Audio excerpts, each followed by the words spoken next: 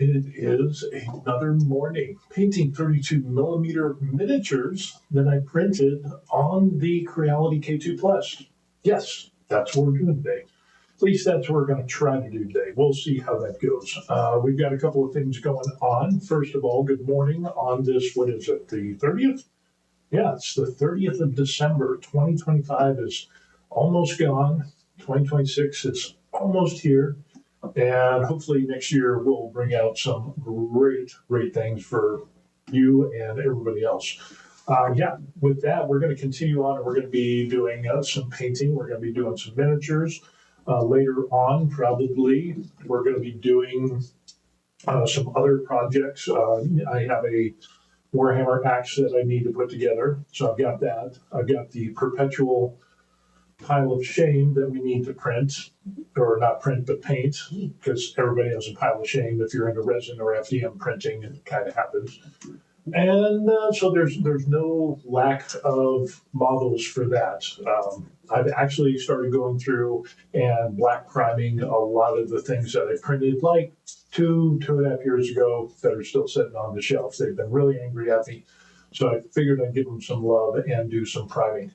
Other things we're going to end up doing, like when other stuff pops up, kind of like this. This is the Just Art dual tip acrylic markers, and it's got a fine tip and a brush tip.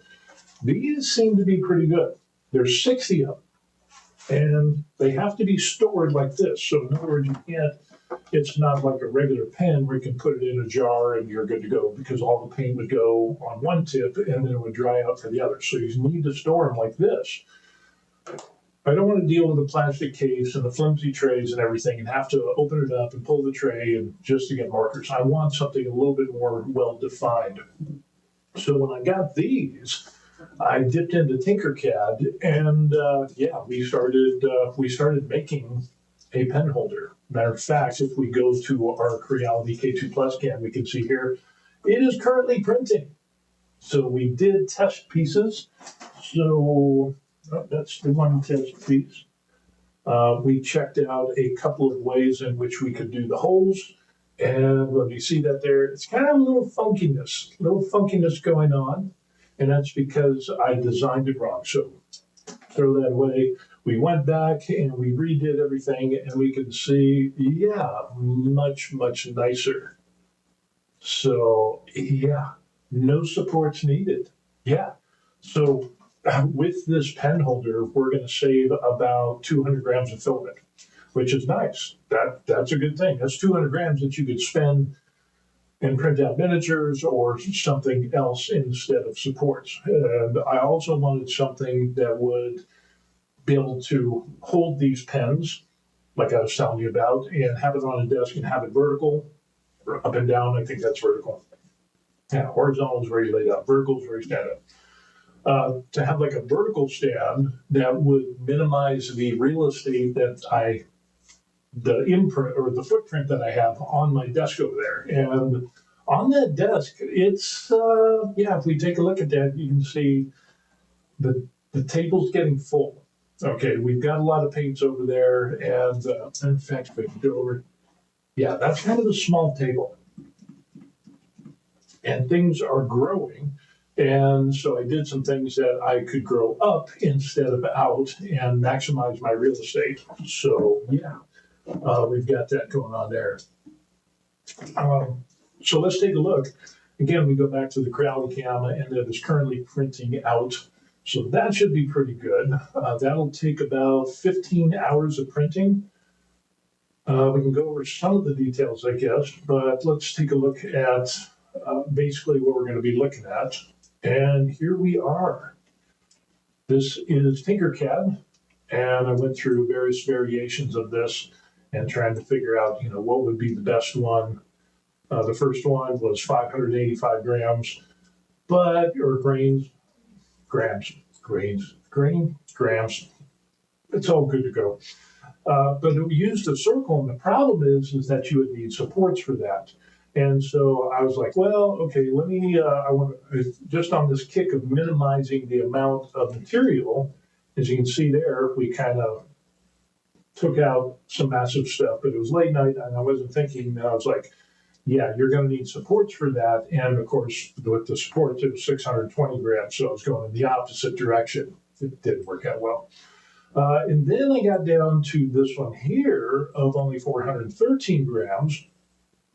And I was like, okay, well, that's a little bit better.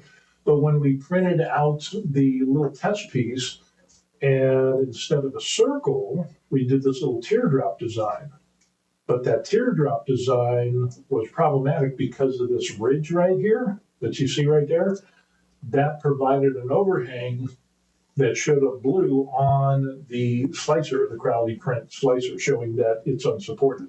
So that's why we got kind of a funky little edge on there on the first test piece that we did.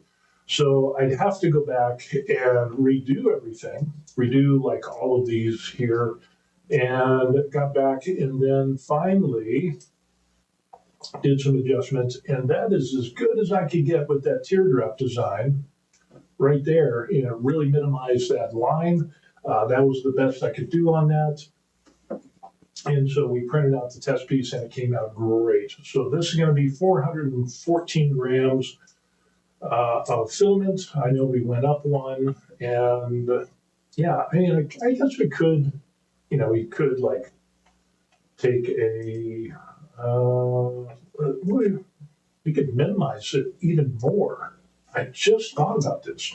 We could do something like this.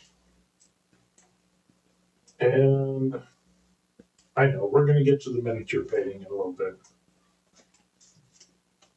We could do something like that. And we could rotate this around. And we could bring that there. And bring this down to here. And kind of zoom in. Get it to where it's like that. And then we could drag this. I'm not going to drag it up. I'm going to drag it in. And we will, probably a good way to do this is select everything. We don't want to mirror it, we want to center it. So that way it's centered. I think it's a little bit too much. Hang with me, hang with me. Now let's try that. We can do something like that, maybe.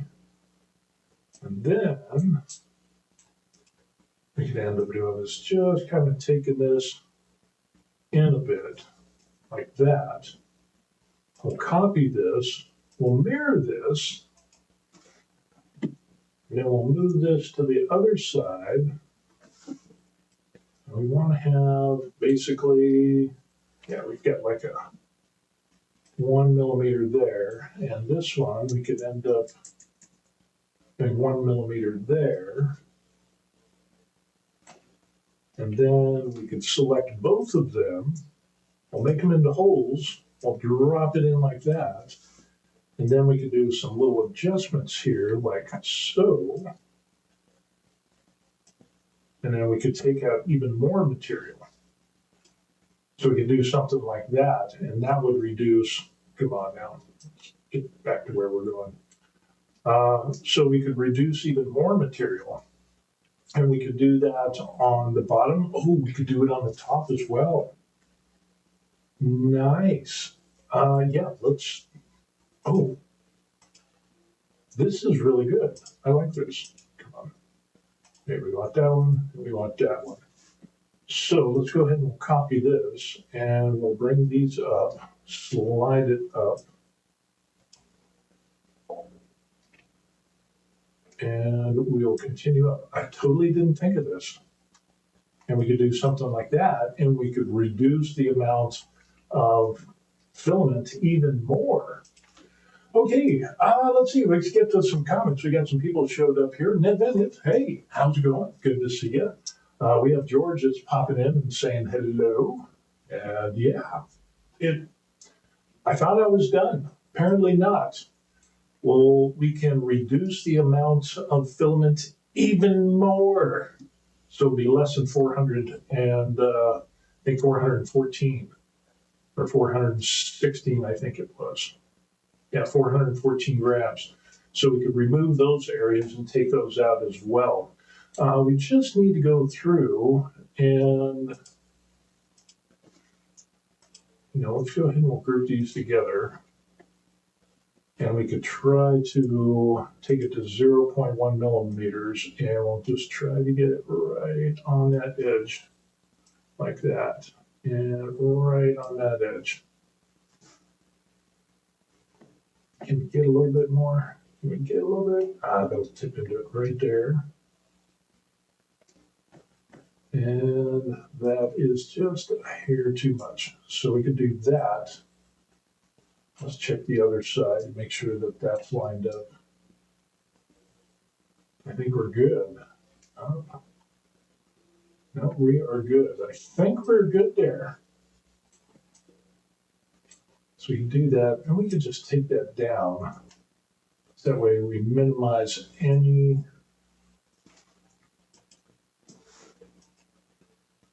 and that will eventually process, and we'll have a couple of holes so that we have that.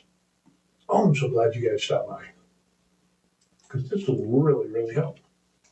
I'll reduce a bunch of filament on there. And then if we do the same thing on the top. Did it finally clear? Yeah, it finally cleared. Let's do the same thing. Let's just, seriously. Okay, I'll group that together. And then we can kind of do the same thing here. And take it in, just get it right to that edge. Boom. We'll do the same thing on this side. Where is it? There it is. I'll just drag that about right there. Boom.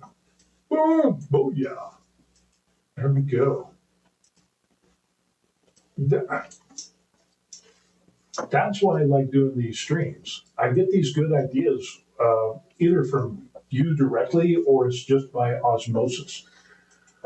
Let's see. George pops up and asks, how's everybody doing today? Doing pretty good. Pretty good. Had a few bad brain days, but did that. Also had to go to a funeral, so that was something that, had to go do that. That was kind of it was a Korean funeral. It's kind of like for my wife's brother's wife's mother who passed, and she was 105. So we went to go see that, and so got all dressed up nice and everything, and paid our respects. And I was the only foreigner there, but apparently people thought that was impressive, and they thanked me for coming and all that stuff. So that worked out kind of good. But 105, I mean, she had a good run, and her mind was crystal clear for most of the time. Then she got bad, and I guess she was in a coma or unconscious. I guess a coma is what it was for a number of days. And then she came back, and she was all better. And she was like, oh, feeling really, really good. But then that's how kind of things work in hospice. And when, it seems like a reoccurring thing. My wife worked in hospice and with elder care in the United States, and they would see that often where, somebody's really rough, and then they kind of go into coma, or they get real bad. And then all of a sudden it's like, oh, they're getting better. And then that's kind of like the last hurrah to say goodbye. And then after that, boom, has to wait in the sleep. So, it turned out, I mean, I would like to go out in my sleep. That would be the way to go. But 105, that is a good run. So that's pretty good. But with that, even though it's sad and it's kind of depressing at times, because you're losing somebody that, that you had seen or known, especially my wife, she knew her more than I did. And I think I met her like once or twice, but my wife knew her a lot. And so there's that connection there.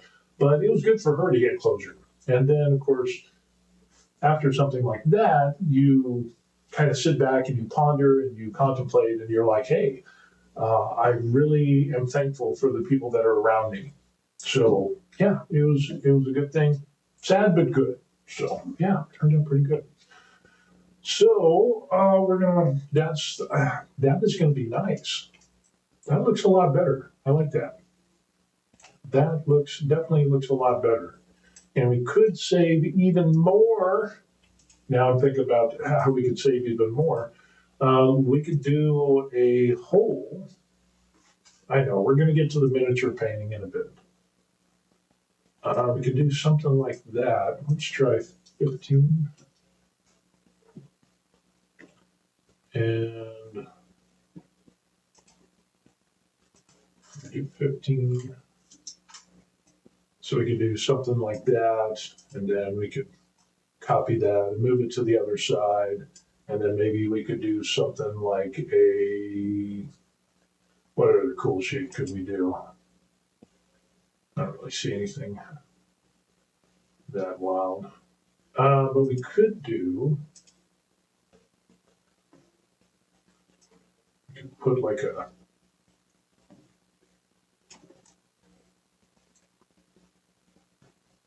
could do something like, no, that's not what I want. It probably has to be a rectangle. So we could do like 15 on that. Or maybe 10. We could kind of throw that in the middle. So we could do something like that. And then we could have this in the middle. And we could center that.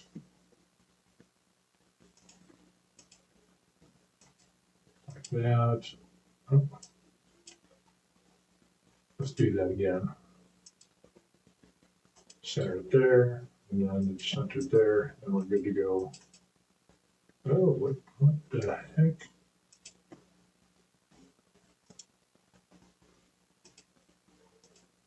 That and that. Okay. So there. And there. So we could do something like that. And we could drop that stuff down. And we could end up, what we could do is just kind of line this stuff up. Take both of those. We'll do the center of this. I think we'll do that. Now we could take this and we could go 1 millimeter.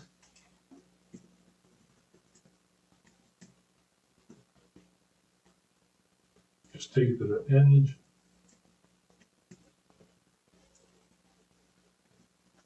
You can do a half. That way, so that looks good. And then we could take this, copy, and we could run this over here.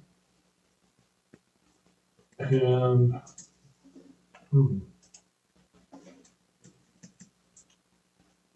let's go 1, 2, 3. Oh, take it right to there. Let's do the same thing over here. We'll just take it right to the edge, and we'll go back to 1. And we'll just go 1, 2, 3, 4. And this one, 1, 2, 3, 4. And then this and that. And then we'll center, and boom, everything will be centered on that. So we do that, that. And we could drop that down. We could do holes there. And that'll minimize even more. Wow, we're doing all kinds of holy stuff here. Holy crow. And we could reduce that a little bit as well. What else could we do to this thing to reduce some filament in here? I think that's pretty good. That's a lot right there. I could do the same thing. Matter of fact, on the top. Oh, holy crow. Wait a second. Let's go back one. The more shapes that you get, the more, the longer it takes. We got yellow tang, pops up. Hey, welcome to the stream. What are we creating? We are creating a pen holder for our acrylic, and this brown one here is the one that we're looking at. And we're creating this pen holder for our Just Art, the Just Art 60 dual tip acrylic markers. And that's because these need to be stored. You can't like put them in a cup like this. They have to be flat because it's got a tip on this end and a tip on this end. So if you tip it up, all the paint's going to run down here and it'll dry out this tip. So what I ended up doing is I said, hey, I need to make a pen holder. And so instead of going wide, we went tall. And that's what we ended up doing. So we're trying to minimize the amount of filament and adding some holes and stuff like that. And so we're going to zoom in here because we want these holes, and we're using Tinkercad, and we'll copy that, and then we'll just slide this up top like so. So we got the same corresponding holes up there, so you can save a little bit of filament. We'll select that. We'll let that process. And again, the more shapes you have, it's going to get, it's going to take a little bit longer because it has to process everything. But this will get rid of a lot of filament. And so we can reduce the amount of filament that we need for this thing. Let's do that, and we'll do that. And I think that will be the final one. Unfortunately, I didn't think of this until after the stream, or until the stream started. I already started printing the one that was kind of like that tan one there, without these cutouts. And what do you do with that? What do you do? Like here's our K2 Plus cam. If we pop that back up, and you can see we are printing it.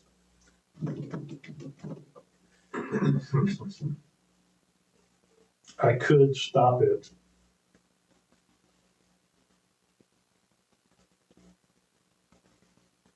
I think I'm going to stop it. Yes, let's go ahead and stop it because I want the new and improved version. Let's just go ahead. We're going to terminate the print. Yeah, that's. But at least we can take a look and see if the infill is good enough and take a look at the lines. So, yeah. But I'd rather do this now and be able to have a nicer product that I actually printed out that product and put it on Creality Cloud than go through and make something and not print it out, you know what I mean? And then let there be problems. I mean, it's Tinkercad, so it is what it is. Let me go grab that off the plate. Let's take a look at it. And we will see what we have at it. Beautiful K2 Plus.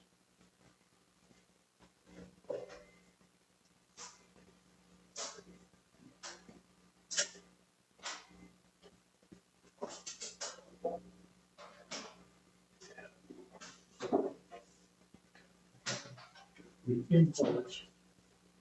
Oh, this turned out good. Actually, I think this turned out well. So it's a good thing that we did stop it, because even when we did our little test piece to make sure that we have the holes for the pen, the holes going pen, this will fit Sharpies, but as long as the Sharpie doesn't have the clip on it. So we have this metallic Sharpie, it'll fit in there, but there's a little bit of resistance. And these aren't as long as those other ones, but these turned out really good. And what I definitely wanted to know was, see how that is the fillet on those, and it didn't have any supports or anything. That came out really nice, and that's what I wanted. And here is the base part that we have there. And we're doing that adaptive cubic for the supports.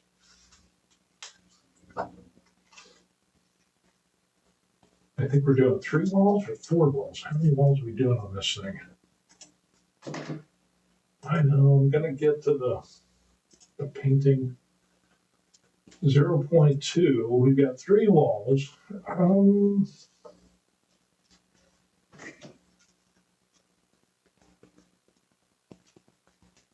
And it's just gonna be holding a pen. So we got a little bit, you can see like with the adaptive cubic, how it's kind of got some soft spots in there. Maybe we could redo the density a little bit, but it's just going to be sitting. And with 3 walls, I think that should be good enough. Take a look,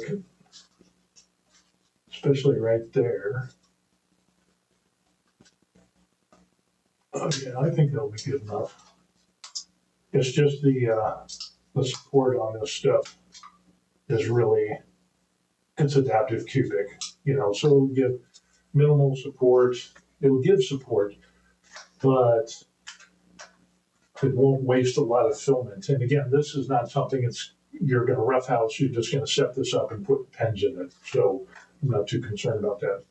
But the fact that the filleting came out really good is nice. And the edges came out nice and everything. So the TVL 60P, that's what I'm going to be calling this. And we can see that started to come out pretty good. I think that'll work. So nice. Not bad. Okay, so more changes. So with that being said, what we're going to end up doing is getting on to the painting. Let's get to some questions. So Yellow Tank pops up and says, so you have a K2, I just got one for Christmas. How do I turn it off? I have the K2 Plus, and the power switch is in the back left of my machine on the back side. So you have to do a little reach route. And so I'm assuming the K2 would be the same, either on the back left or the back right. For some ungodly reason, I don't know what it is with 3D printing companies, and pretty much all of the machines, the power switch is on the back. Where's the power switch on my monitor? It's right on the front. Where's the power switch on the TV, the microwave? Where is pretty much any electronic device, consumer electronic device, the power switch is going to be in an easy to access location. It's going to be on the front. But for some reason, resin printers, a lot of resin printers, and pretty much most FDM printers have the power switch on the back, which that pisses me off. Now you can have the Wi-Fi antenna, you can have the Ethernet port, all that can be on the back. The main power plug that you plug, from your outlet to the machine, that can be on the back, but the power switch needs to be on the front. Either right in the front or in the front, like left, front right, front left. Usually, since doors open this way, you would probably want it on that front right corner, or on the front, on the right, or somewhere on the front where you can easily access. I hate having to do that reach around thing, but that's neither here nor there. Hey, sound is funny. You sound like you're inside a box. Yeah. Well, I'm using a wireless microphone. Let me see if I can move this up a little bit. And we'll see if we can change this up a little bit. How's that sound? Does that sound a little bit better? Again, it's a wireless microphone. I've got a Blue Yeti, and it's good for when I'm at the desk. But I was tired of moving the Blue Yeti from here to there, and then if I went to go get prints or anything, that was kind of a pain. So it is what it is. But thanks for pointing that out. I'll definitely rewatch the video and check the sound and see if maybe there's been an update or something that I can change on this to try to. Unfortunately, with Ecamm Live, the mic, it doesn't have like an equalizer on it. So we're stuck with it the way it is because this gives me freedom to move. Okay, so since we're talking about freedom, I'm going to take a swig of this for the morning breakfast. A little bit of a protein shake for convenience. And now what we're going to end up doing is we're going to go ahead and go over to the paint station, and I think we're going to start painting our little miniatures. So, yeah. Yellow Tang says, I have the K2 Plus as well. Oh, okay, good. Yeah, it's been a good machine for me. I've had a few problems with the CFS a little bit, but yeah, otherwise it's been working great. I have over 1,000 hours. Jamino says, sounds like the sound is being picked up by another mic, not the one on your shirt. Ah. So apparently it is. Let me see. Testing, 1, 2, 3. How's that sound? Does that sound better? That was actually the eMITS Smart Cam, which is a camera over there. So it's picking up the audio for that. So I don't know why that. We'll try this. So does this sound better? Probably, should. That is really odd. So there must have been something going on with the, which is strange because it's a DJI wireless mic. And usually this is the first time I've ever had a problem with it. Okay, but I think we're good. Thank you for pointing that out. I appreciate that. Cool. You were the sound guy. We need to have inspectors, and that's what we have. Okay, so let's go over, and what we can end up doing is, like I said, we can check out these miniatures that we printed on the K2 Plus. We printed them at 0.08 layer height using the stock nozzle, the 0.4 millimeter nozzle. Granted, it is a micro Swiss nozzle, hot end. Switched that out, and I haven't had any clogs in my K2 Plus. I had like three or four clogs. Had to change out nozzles from the stock. Somebody recommended the micro Swiss, and that ended up rocking it. So I really like that micro Swiss. And the hot end, it ends up heating up way faster than the stock. So yeah, and we moved some cameras around a little bit. So, and hopefully I add a little bit of a light over here on this side coming in to kind of highlight my face because this overhead light is, I don't know. So anyway, this was the first miniature that we did. And this was painted with speed paints. We did a black primer, and then we did like a white zenithal, and then we went at it with the speed paints. Is that looking good? I think so. And yeah, so this turned out really good. So we've got this guy here, and of course that's a lot larger than 32 millimeter, but this is a 32 millimeter. So yeah, this is the one, the smaller one that we printed, and this is another one that we printed. And yeah, the details came out pretty good. Let's see, what are we going to end up doing here? I need like a brush.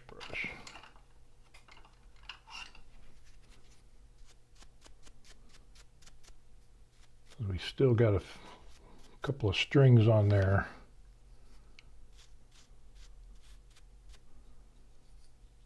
And I think we're good to go. So we will begin our painting, and that's too big. So we'll use our smaller one, like so. And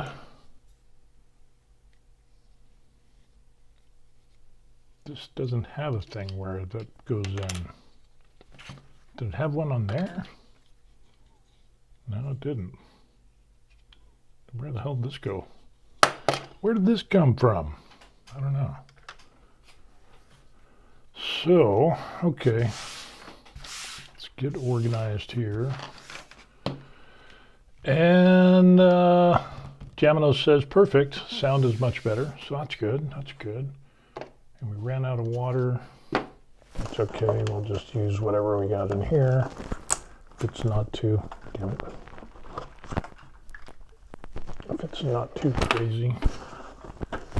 Not too crazy dirty.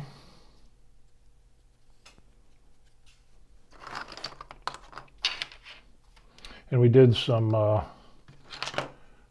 terrain features, or terrain. Got a little bit of water on there. We printed some terrain. These were from Cast and Play, and I thought these were really good. So we're going to be painting these in like a tan color, a tan or a khaki color, and then we'll go back and we'll do the skeleton bone and everything. And as I'm looking at it, there's still a couple of supports I need to clear out of there.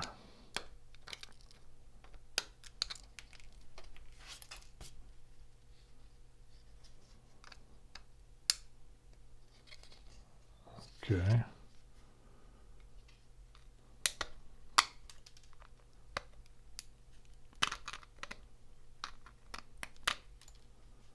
So yeah, I mean, you'd never notice it, but I thought we got all these. But those came out really good. So we'll paint those up at another time.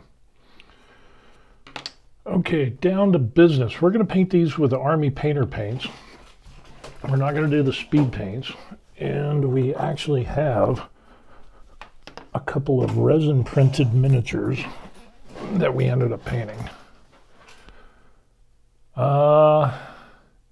Yuladama says, so what should I print and resin? I want to do something big, maybe 2 or 3 plates.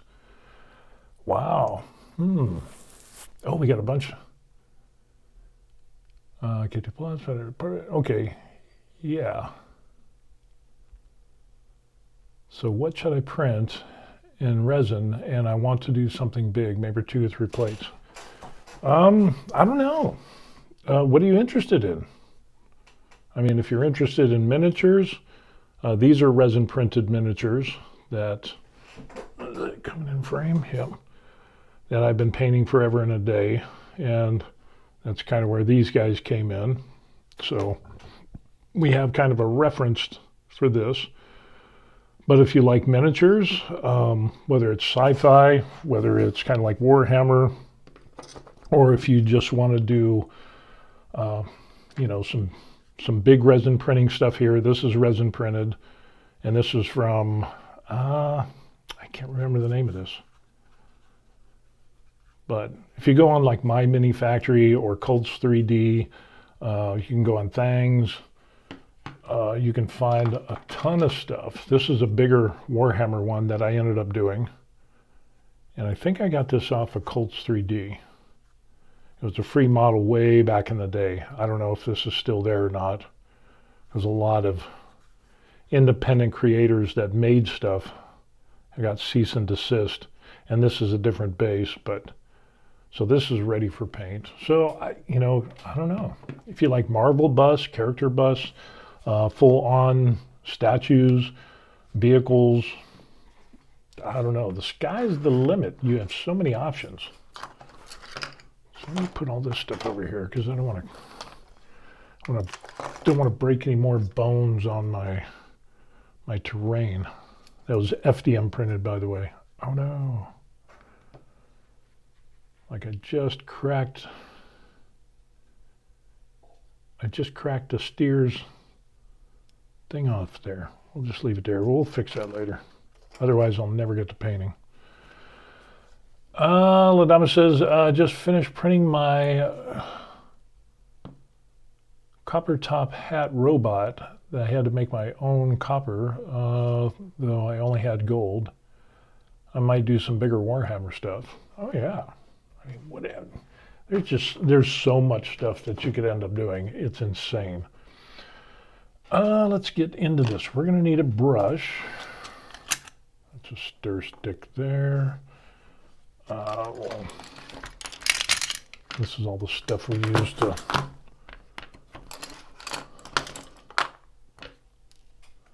get those supports off, and we're going to need a brush. We're going to need a small brush. So we'll do something like that or like that. I think we can use that one. That one's pretty small. Maybe we'll do this one.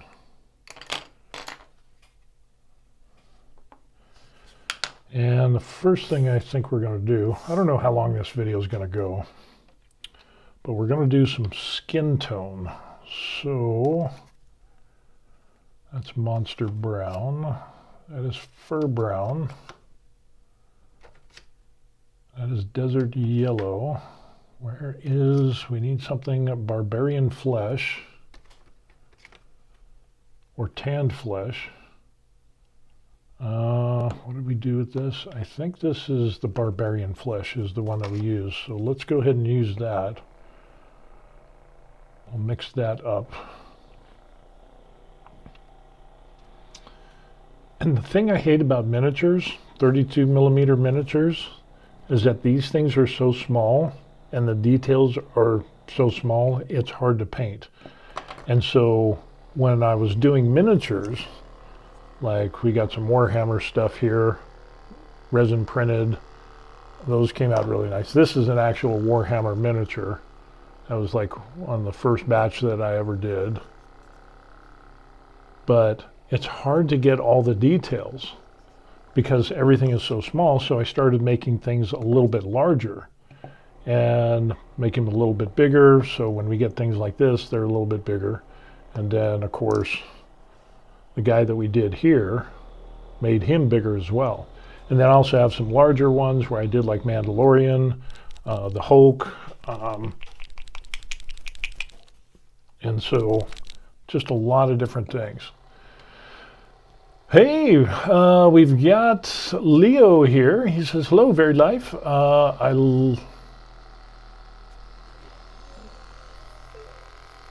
I said I leaned my Tyranids into the Alien line, otherwise Dark Angels, Maniac, and Grey Knights. Oh, okay, cool. Yeah, any type of miniatures, I need some type of magnifying glass. Yeah, I know. And that's why these have been taking forever to paint. It's like, I'll do it, but then I get sidetracked with some other stuff, and we'll see what happens here. I'm going to do something a little bit different that I've been doing with my speed paints, and we're just going to put some paint on the tip.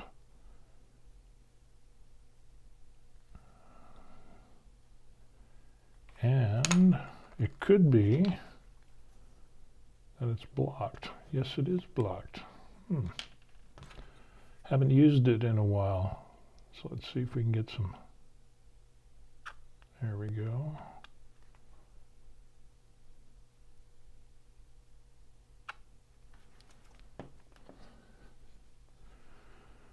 And we get kind of a reference for this guy, which is pretty much going to be the lower part of the back. So we'll just kind of do that. And it's muddled for sure, you know, with the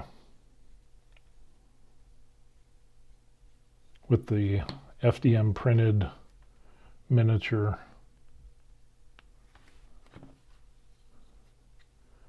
The reason I kind of put this onto the brush is that, I don't know if you know this, but Army painter paints are massively expensive. If you look at how much it is per ounce, it's like $6 and something per ounce for the paint, which is insane. So, oh man, this is going to be rough. But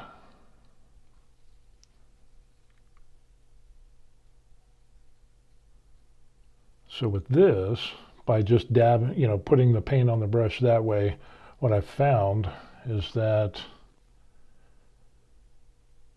I'll kind of set that up there so I get a reference, is that I don't waste the paint.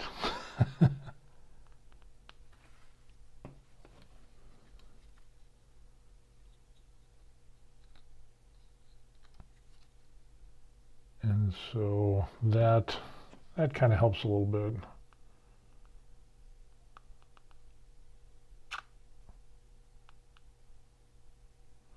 But then if I needed to water it down, that would come into play.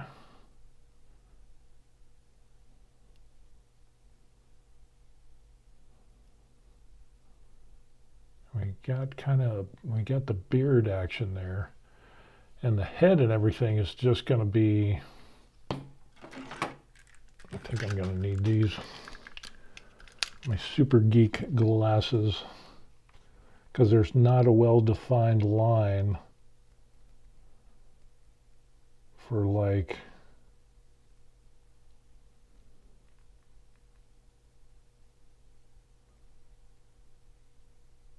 where the hair begins. I can barely see the ear, so I'll just put like a drop on there.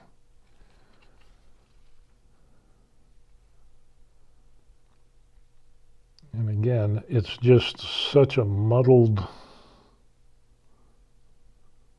model because it is FDM printed, but I was still pretty amazed because it was like the first really small miniature that I ended up painting or printing on the K2 Plus.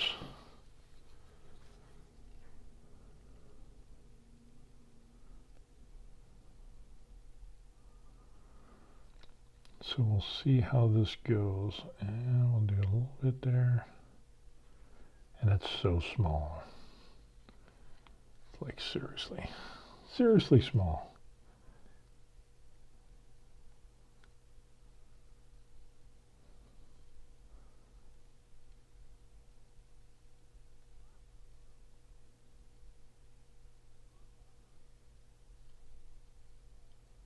And again, with the lack of details that we get, it's just really hard to see. Maybe, well, we're going to do two of these. Maybe I should just go ahead and we'll put a drop on there. We'll add a tiny bit of water.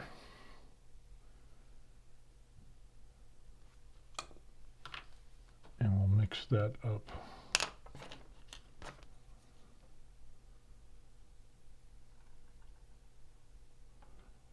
That way we can get it to flow a little bit and we can maximize our paint with this flesh.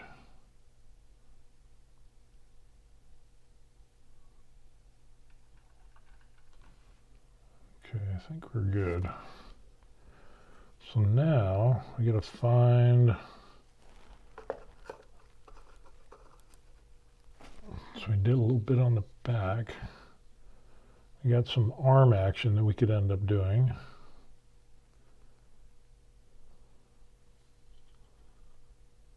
That is kind of squirrely.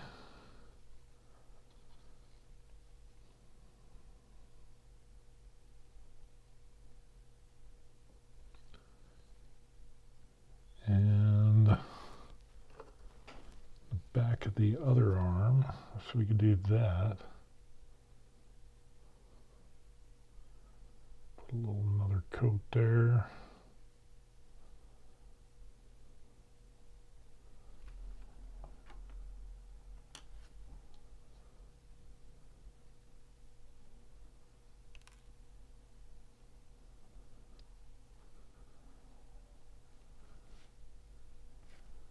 I'm really looking forward to getting the, I ordered the Micro Swiss brass nozzle for 0.2 and a 0.25 nozzle. So I'm looking forward to getting those in. And then I think I might just order a whole extruder assembly. And then because there's some settings, and then I could just have a dedicated extruder assembly, and I could just switch that out, and I'll just mark it as, miniatures, and that would be good to go. Trying to see what else we could do.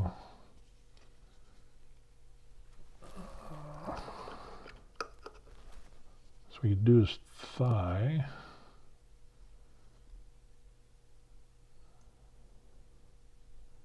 And the layer lines are definitely going to cause a little bit of problem with this.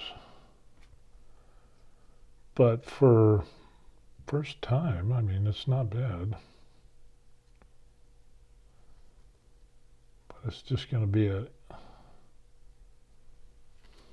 so you can see how that's coming along already. I mean, you can't beat resin printing, that's for sure. But ooh, I think I put too much on there.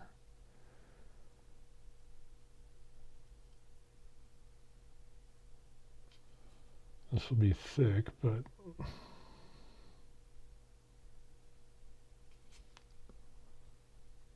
try to spread that around a little bit. Maybe get some of that and put it over here.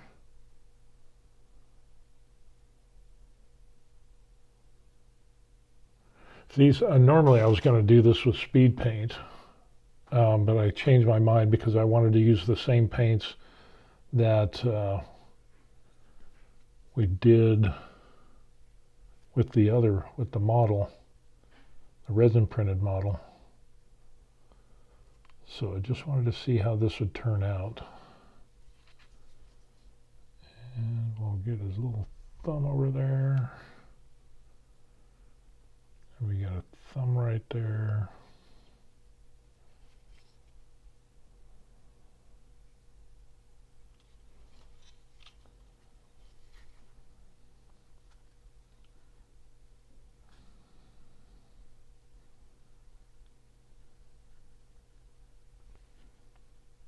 And then we have the other one that we could end up doing as well, so I'm not too worried about the... Okay. I think we're doing all right. And I've seen some people do miniatures on FDM printers that have gone just insane with them. The problem with that is people get so, I mean, it's amazing the quality that they get, but they end up doing supports. Like this one guy I saw, he ends up doing supports from like a regular miniature,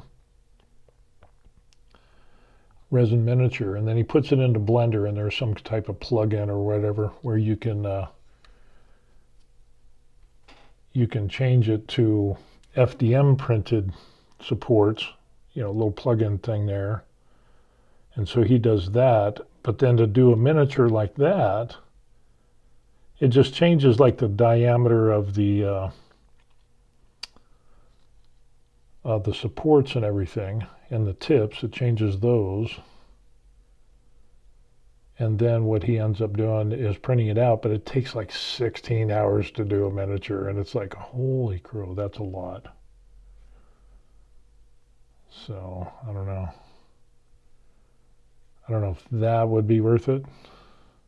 I mean, if you're doing a one-off, like this guy, this is FDM printed. We did a little black on him. I think this is 0.16 millimeters for the layer height. So we just did them in black, and then we just dry brushed, and we'll do maybe some speed paint, or maybe I'll use the Art Deco paints. Okay, so there we go. We got some flesh on him, looking a little bit more respectable. And let's go ahead and we'll do this guy and his flesh. And where's he at? So there we've got him. So you do a little bit of his face, part of the chest, the neck, the chest, a belt, and then more flesh, and then the thighs and the back, arm, elbow. So let's start with the back and see how this goes.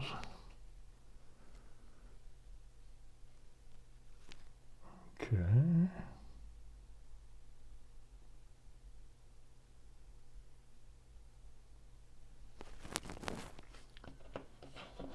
It's just,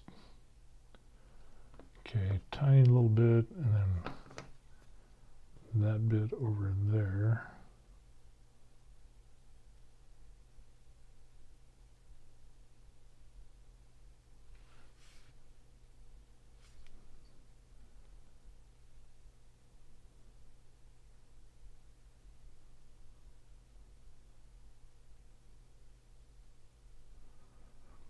Have to do a couple coats on him. Let's take a look and see. Man, that is really just hard to see.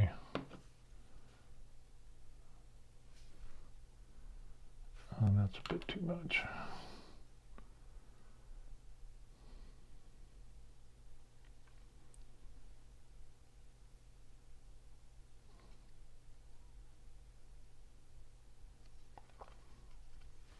How much does that go around? Not much. I mean, it's like next to nothing.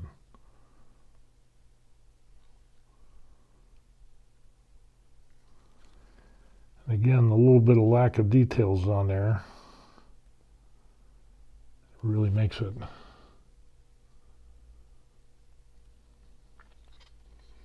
hard to do, hard to differentiate. But we can see his hand, and even though it's got some little bit of funkiness, I think we snapped off a thumb.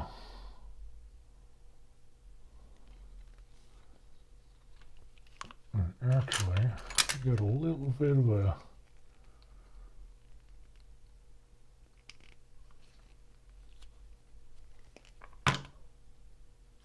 okay, that's better.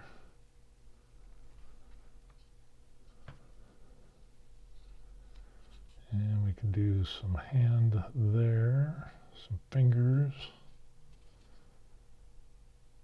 a bit of a thumb. We can do the inside there. So it adds some color.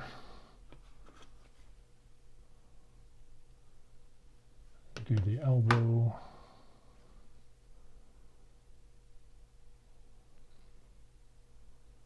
And that came out muddled.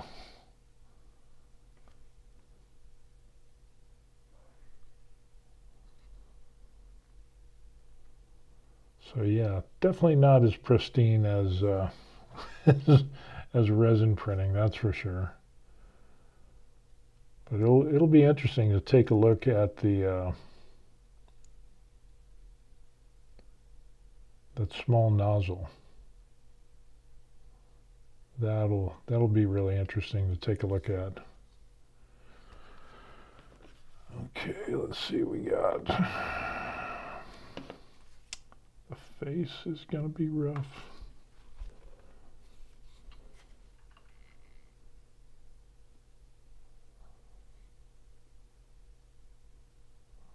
Because it's just so small. And then there's not really a well-defined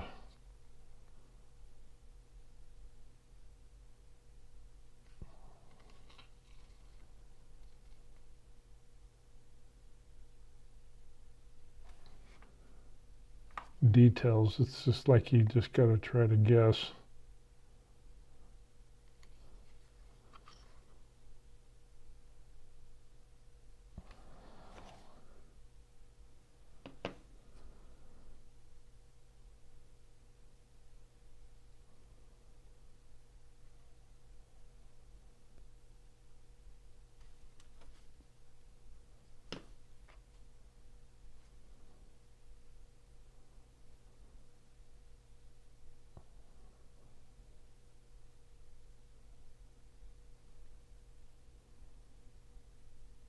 we're just kind of guessing. We're just guessing. That's a lot.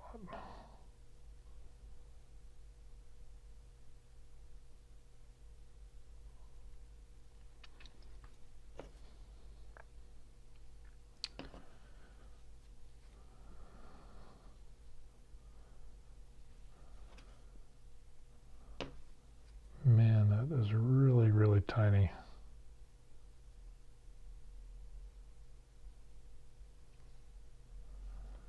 This is going to be, it's not going to be as good as the other one, that's for sure. So we're going to try. We're going to try.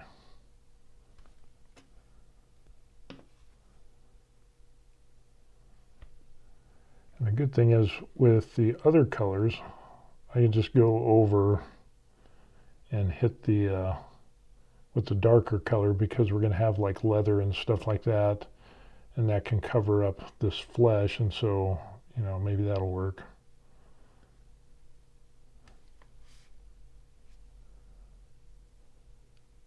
Oh, that's a bit much.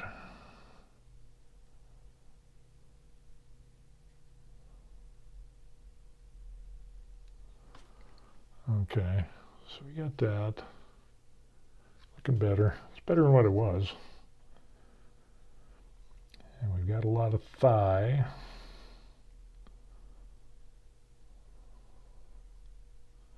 Showing some leg.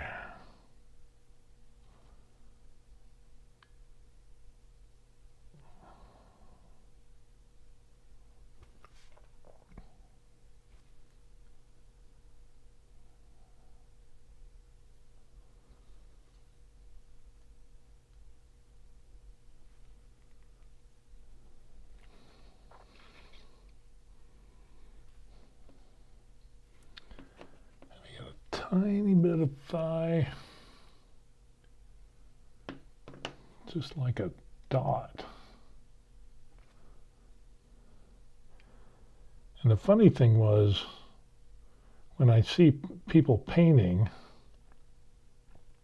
the larger figures, I was like, oh, wow, that is, you know, I was actually kind of off-put by that, because I was like, oh, that's larger. It must be harder. And it's like, no, it's a lot easier.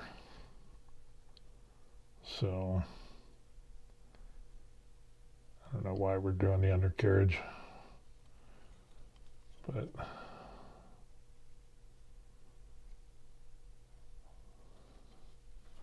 okay, so we got that going on.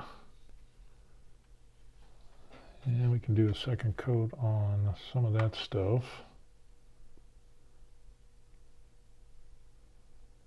And then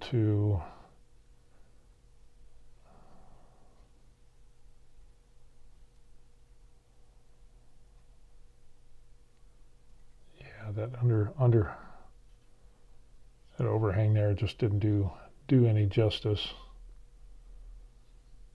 And I think we're good with skin. Okay.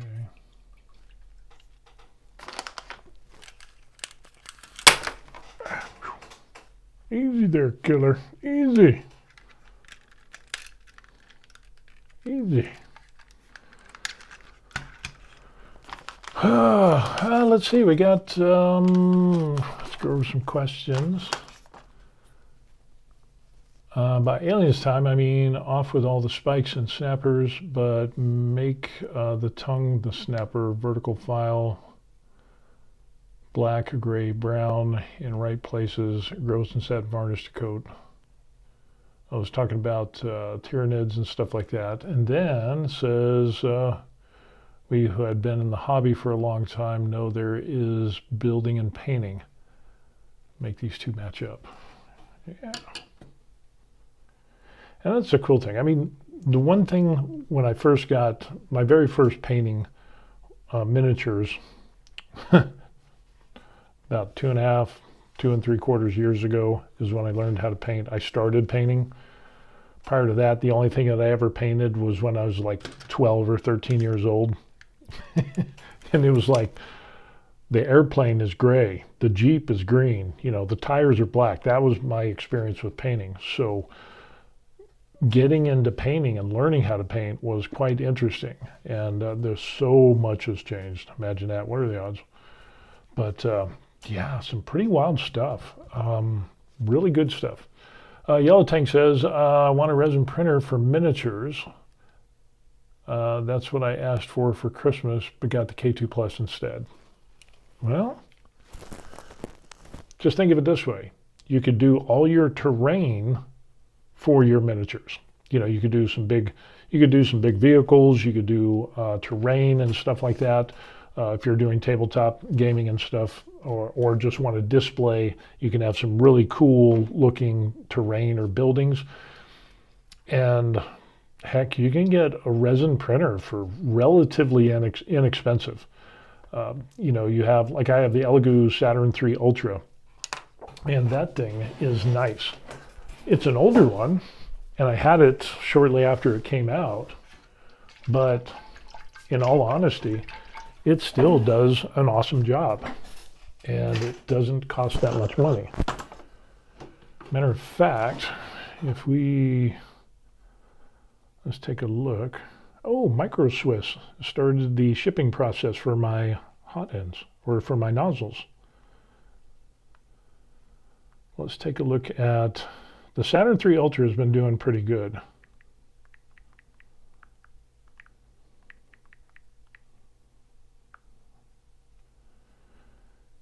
And the Saturn III Ultra, 12K, $279. So you can see it right there, $279, which is insane. 10-inch screen, 19 by 24 microns, which is insane. That'll be more than enough. And then if you do a complete bundle with the wash and cure station, $421. You can go sell blood, go sell plasma, whatever it is. Do OnlyFans to make some money, and then buy your printer or whatever. Yeah. The resin printer that I want to get is from Hay Gears, the Reflex, and the Hay Gears is like the cream of the crop. That would be something. But I'm just gonna use my Saturn III Ultra until it dies, and then I'll upgrade. What's another big color we could do on this? So we got this. I would say the silver, and then brown or silver. We're going to do two different types of brown. So let's just go ahead and we'll do the silver. We can knock that out. And with the silver, we will do the plate mail.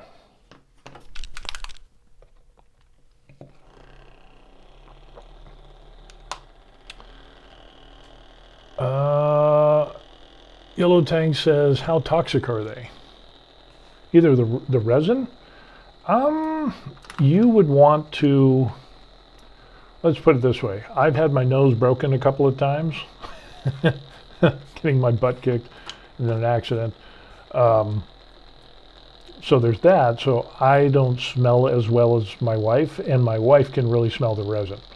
So even though it's in a separate room, I have a tent around, kind of like a grow tent or whatever. If you look up Yopai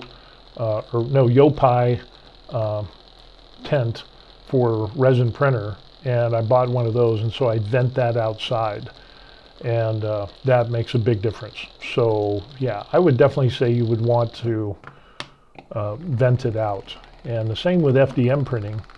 Even though I'm doing only PLA, you still have fumes and VOCs and things like that. So yeah, I turn the fan on and stuff like that. Use the filter. That helps a little bit.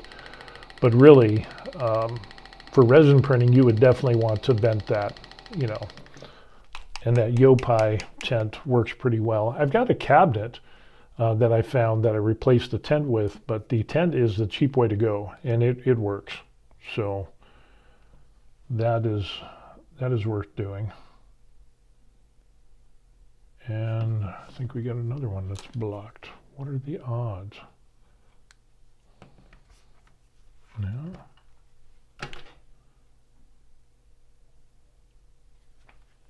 Do that. And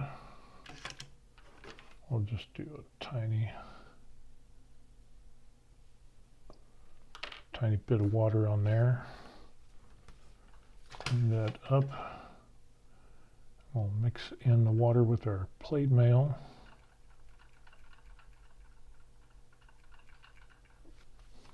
I don't want to get that in the ferrule. It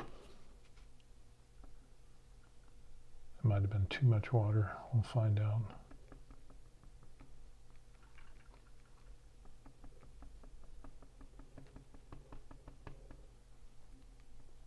But yeah, resin printing, it's going to be smelly. Not only from the resin itself, but you're also going to have, besides the resin smell, then when it's done, you're going to have to wash it. And most resins, you're going to use IPA, isopropyl alcohol. And so there's going to be that. And you know what, let's use a little bit of a bigger brush. That a little bigger? Yeah.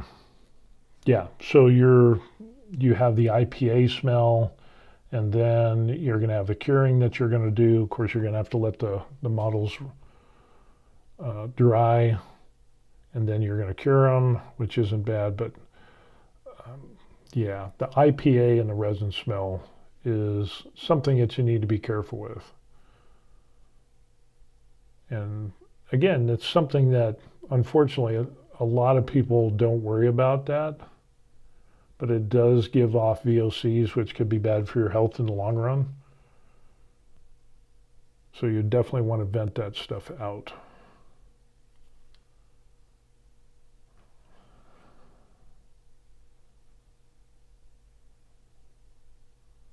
But I've got a dedicated room for my printing stuff. So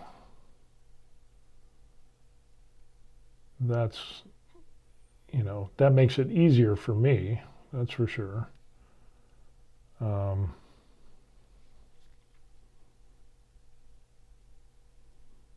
depending on where you are and what you have, that could be a thing that you need to look at. A lot of people that, you know, some people that live in apartments, you know, I live in an apartment, 4-bedroom, 2-bath apartment here in Korea. So there's that.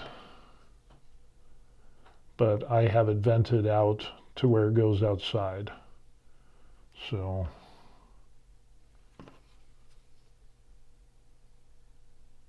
and it's not a big deal. But I got to keep the door closed because the smell bothers the wife. And I just told her, well, if you broke your nose, you wouldn't smell it. And she just gives me the side eye. What are the odds? What are the odds of that happening?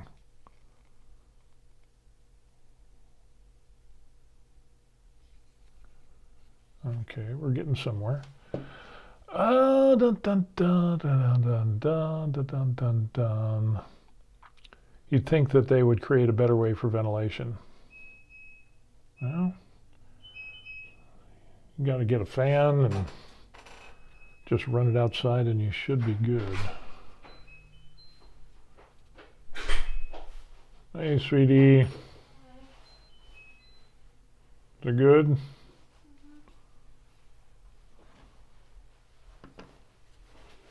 I'm making a video. Oh, okay. All right. Cold. Oh, yes, you are cold. Holy crow. Cold, cold.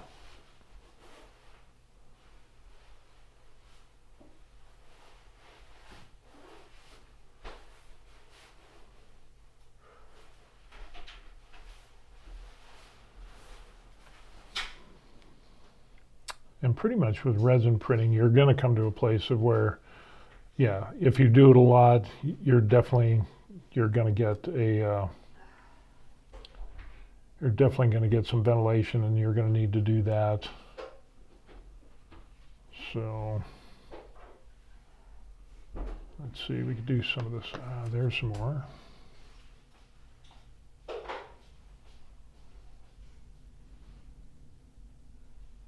And again, these are so muddled up.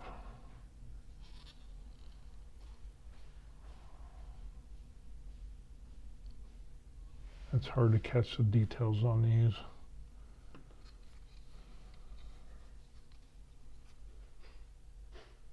But I've seen some miniatures, though, that are FDM printed with the smaller nozzles and everything that are just super impressive. They just take a while to print.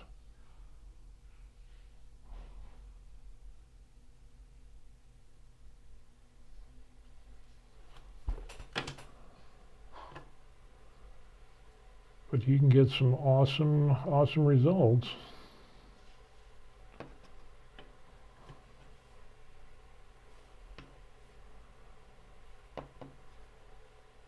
With resin printing, that is for sure.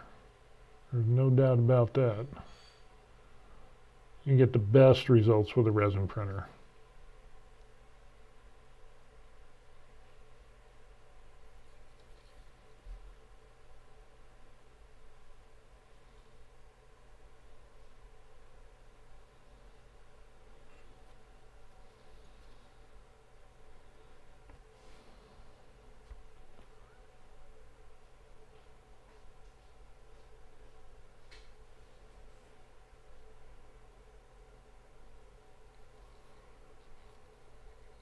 Okay, I think we're looking good.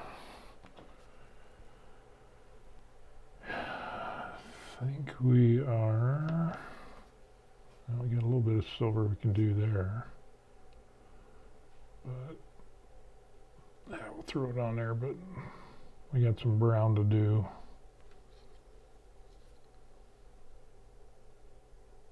So we might have to go back over it again. And we did that bottom part in silver.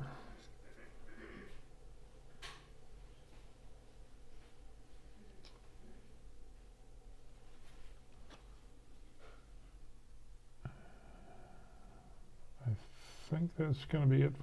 We get a little bit tiny, super tiny. I don't even know if I can see that.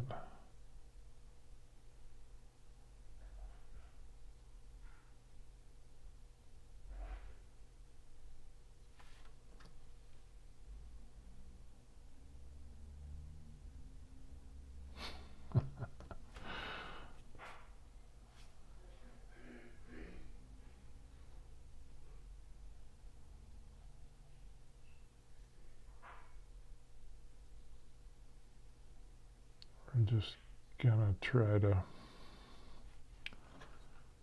because now it's just getting to, I think we'll leave that in gold. So I think we're good with the silver on that. So it's kind of hard to see with the white, but once we go in and we do the fur and the browns, that'll really start to come out. So now we got a little bit of a reference here, so you can see the silver. Got a lot of gold chains that didn't come out on this guy than this guy. So yeah, this will be an interesting dude. And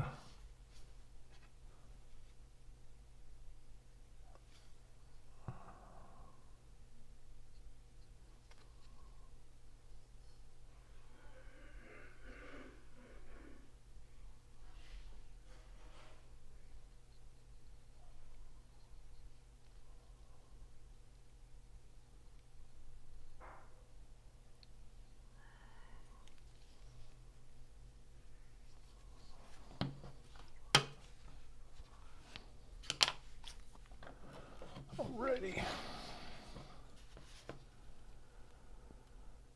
So you do the side pieces, you can do the head of the axe. See if we can Just knock this out quick.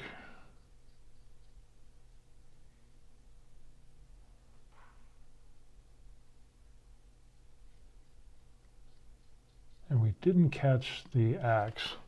So you notice the axe on this guy, how it comes out. This one, the supports failed on it. And so I had to ball up a piece of masking tape to be able to get to support the rest of it. So, yeah. Oh well. Is what it is. I was surprised we were able to save it, so it worked out good. It was a good save. Good save. And we'll do the pommel.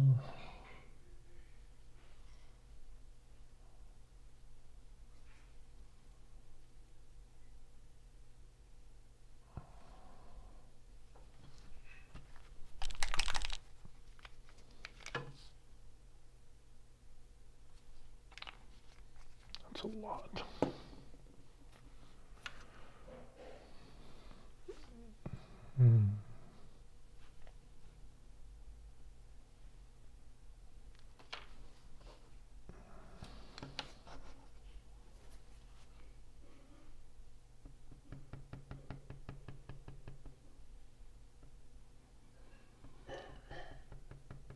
Speed paints or army paints are kind of thick.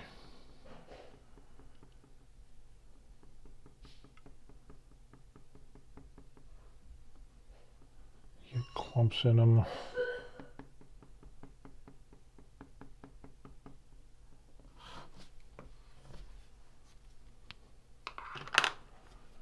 Alrighty, here we go.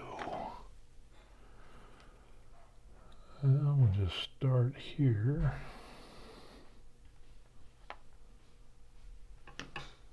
Let's do all of this in silver.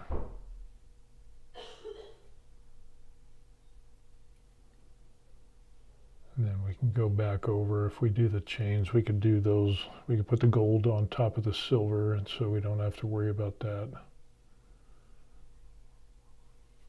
Because the gold will cover the silver.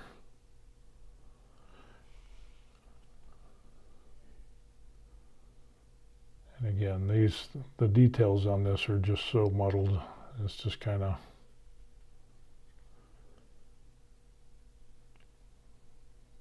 it'll be quite the interesting. Verithus, good morning, sir. Yes, good evening to you. We're finally doing our miniature painting on our little guys that we printed out on the K2 Plus.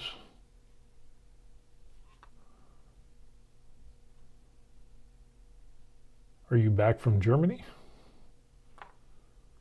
If you did, hopefully you had a good flight. If you're home, obviously you made it home, so yeah, there's that.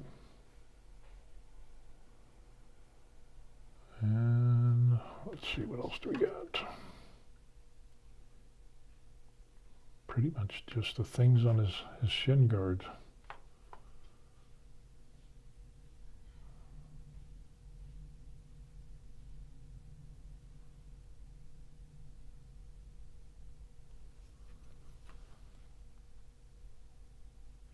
Yeah, it's actually evening here, back in New York. Alrighty, always good to be home. Yes, indeedy. I mean, it's good to go and visit. But likewise, it's always good to get back home.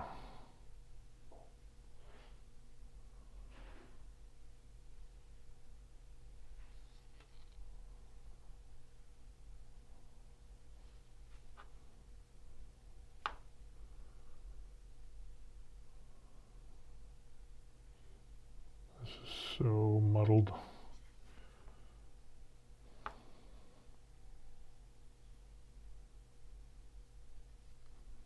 But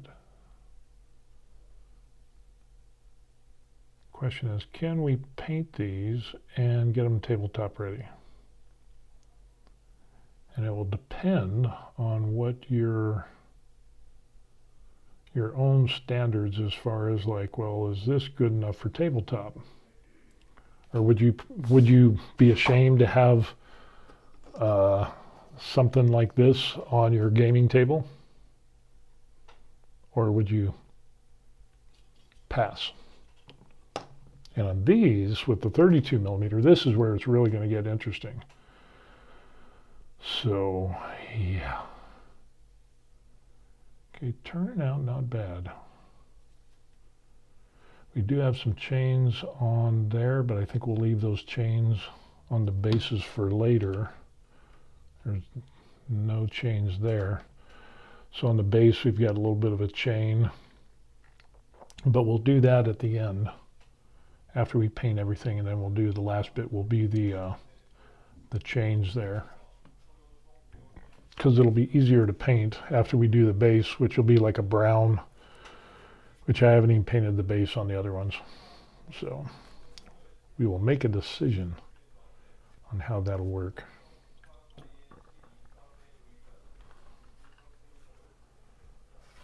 Okay, so we got that done.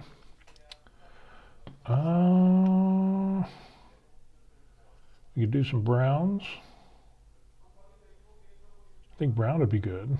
So let's throw on some brown. We have fur brown, and I think that's what we used for a few things. And then we had a lighter, kind of a brown.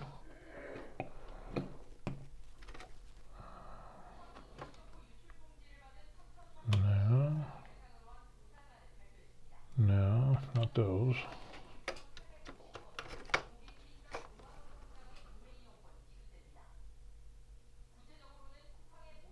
Ferrith says, I would be ashamed if I painted it, but one of your masterpieces I'll play any day. Aw, thank you. Yellow Tank says, got to log off, got a game here in 5, enjoyed the stream. Oh, thanks. Hey, do good. Rock on your game. Leather brown. Is that what we wanted? Maybe. What's this other one? Oak. There we go. The oak. I think we can do the fur on the back there with the oak. So let's do that.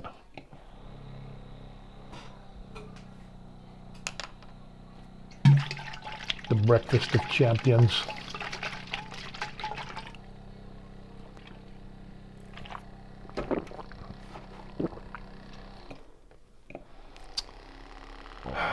You don't need protein shakes if you have a well-balanced nutrition meal, but for convenience sake, I like protein shakes. So I add that in. Of course, I'm trying to maintain where I'm at. I'm 262 pounds right now. So I'm trying to maintain about 260. So with protein, that gives me the 260, and divide that by like about 0.6 per pound of body weight. That's a lot. Whatever that ends up being, I forget.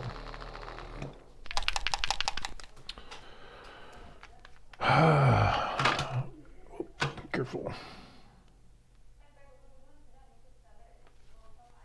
Let me see, is that stuck too? I think so. Yes, it is. Because I haven't used them in so long. Imagine that. Ooh, that's a lot. And that comes out really.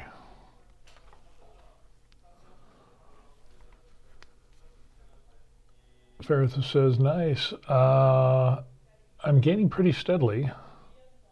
Aiming to 180 before next cut. Oh, cool.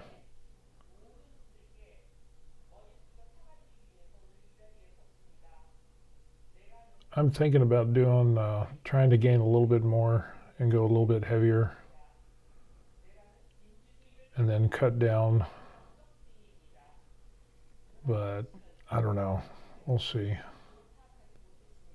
I mean, it is winter. It'd be a good time to do a cut or do a bulk. I mean, you can bulk anytime, but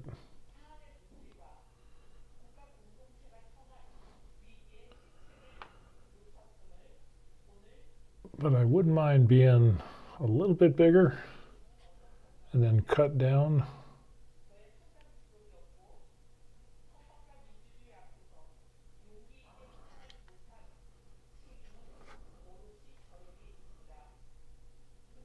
took me, when I did my recomp, it took me just over 3 years to go from 210 to 260,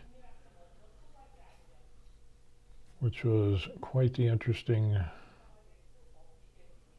journey. I could have done, I was weighing everything. I mean, everything I put down my pie hole, I was weighing out. So that was fun. Okay, let's see. We can do a little bit of a different brown. We could do this oak brown on this here, as we did the leather brown. Or is that the oak brown? No, we did the oak brown. Oops, did it in the wrong order. We'll do leather brown on this next one. Oh, we got to go back.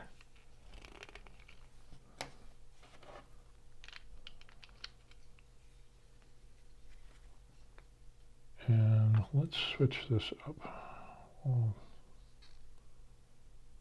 We'll do this dark on this guy. We'll switch it up a little bit.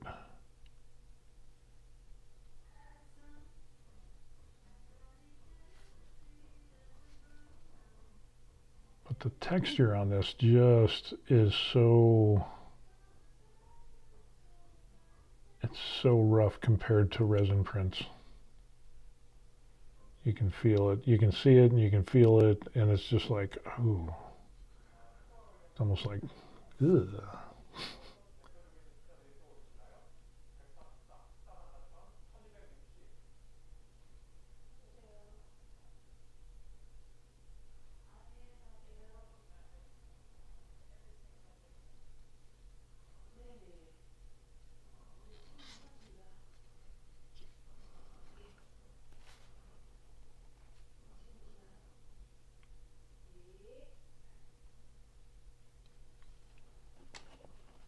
What's the other guy look like? That's just going to be rough to do. I want to do a lighter color for his little loincloth there, which is different from this guy. We'll do the opposite. So with this guy's loincloth, we can do this color.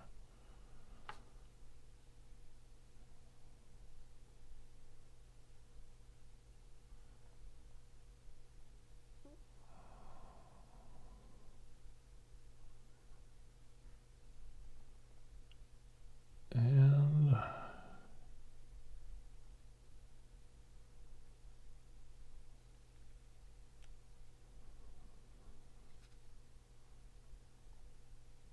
you know what, we'll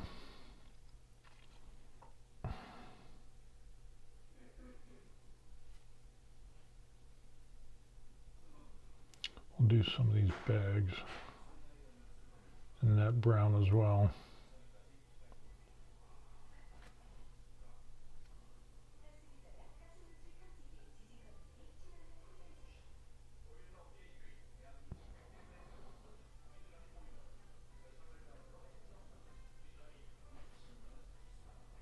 Got a tiny little one there.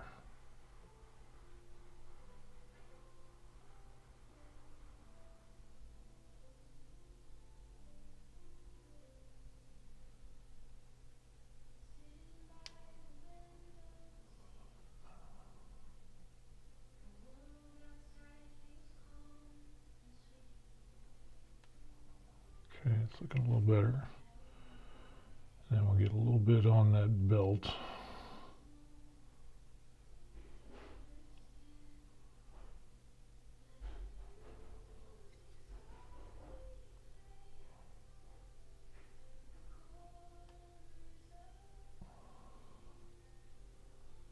That's not bad.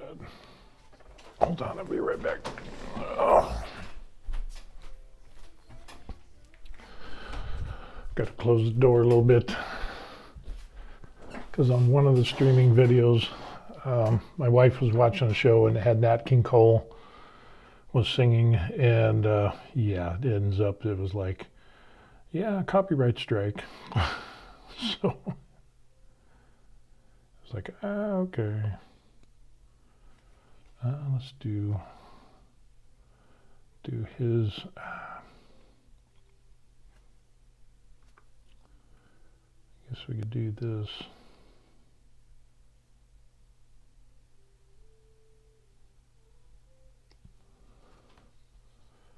Little belt across the back.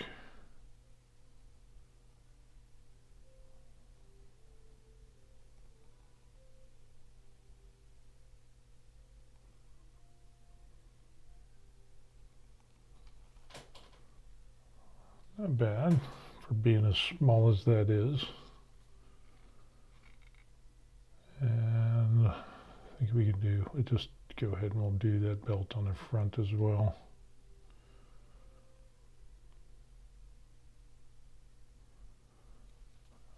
But this is rough. I mean, I got spoiled painting resin printed miniatures. This is really different.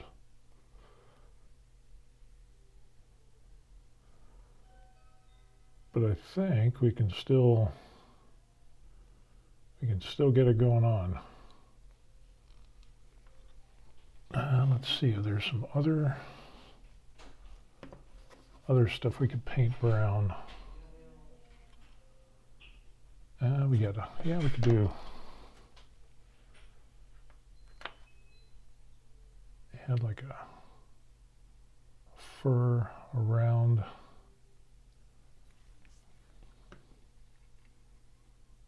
Of course, we're gonna have to go back with some.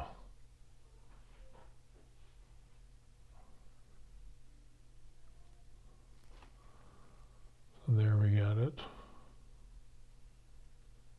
Coming out better. Coming out better. And we can do the belts on his front as well. Belts and the little fur edges.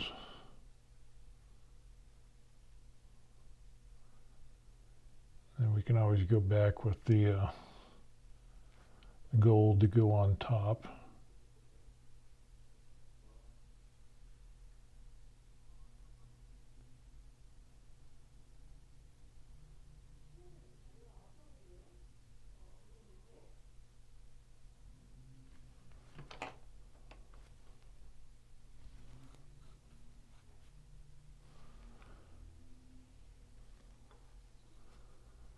So we're getting it. We're getting it.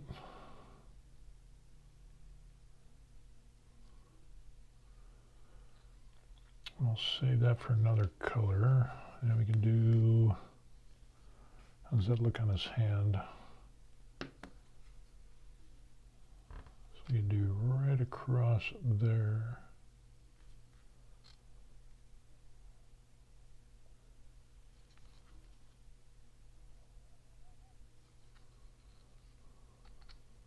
And we did that one.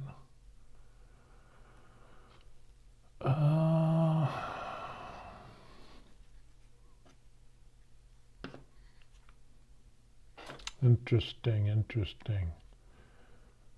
Let's do a little bit on there. We'll just go around.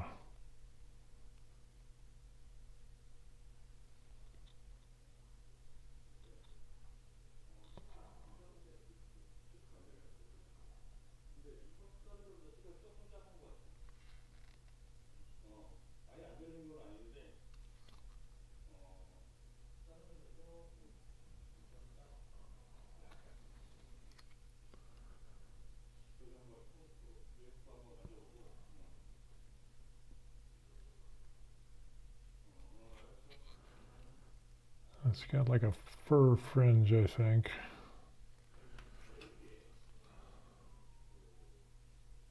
So, not too bad. Not too bad. And we'll do some of that lighter color on that there. So I think, and do we want to do a darker color? I guess we could do the staff on this thing. Let's go ahead and we'll do that.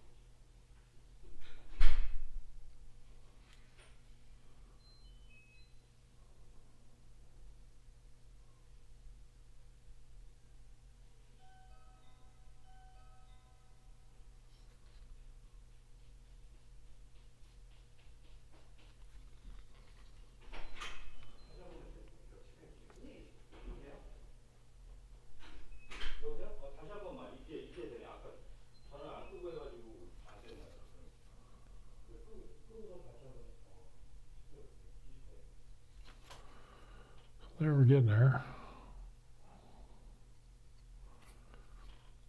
We are getting there. We are getting there. And if we're going to do the stick on him, we might as well do the stick on the other guy.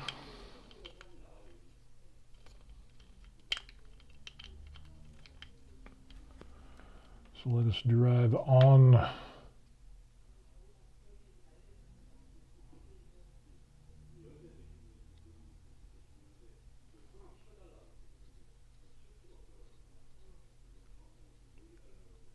I got some new glasses and I don't think I like them.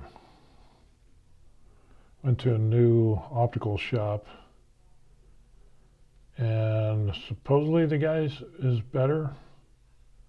He did better with my wife's glasses, but for me, I just don't think he did a good job. Yeah, let's just go ahead and we'll do some fuzz.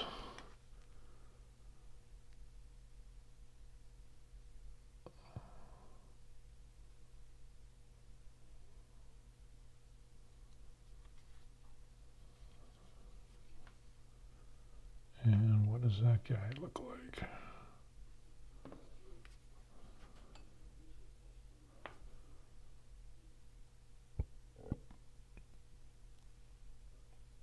Well, I might have to go back to my previous dude because I think he did him better.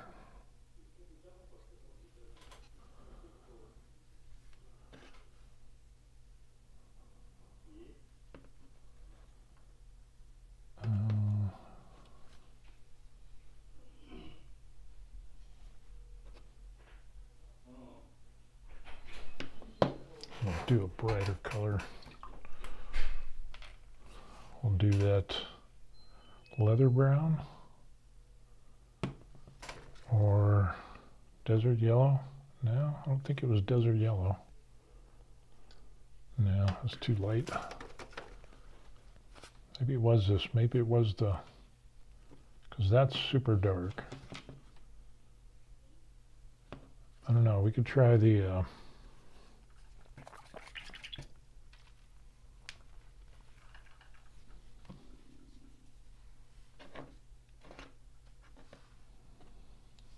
his is dark. We'll do some lighter on his butt and then lighter on this guy's, the behind his calves. We'll just kind of we'll mix up the colors a little bit. But that brown leather, we will see. We will see. Ferrithus says, wow, you went up fast. I'm struggling for every pound. 3 years. I was eating so much food. I was eating like 5 or 6 times a day. The hard part wasn't working out. The hard part was the eating, honestly. I was full all the time. There's times I was eating 3, 4, 5,000 calories a day. Trying to find, of course, I was also studying nutrition and stuff like that and trying to dial in everything. But like I said, I did that for 3 years and I was hyper focused on nutrition. I mean, I was doing meal plans, I was weighing everything out, you know, had my macros set, protein, you know, according to the formulas, you know, points, I think I settled on 0.75 grams per pound of body weight, of the body weight that I wanted. For protein, 40% carbs, 40% protein, 20% fats. And yeah, it just took a lot. And that's before I got onto TRT. So yeah, it was quite the interesting thing. But I was driven hard. I had a lot going on, and working out was the way for me to deal with my demons. Okay, that's a little bit lighter. So let's try some leather brown, and we'll see how this goes on here. Ooh, that is going to be an interesting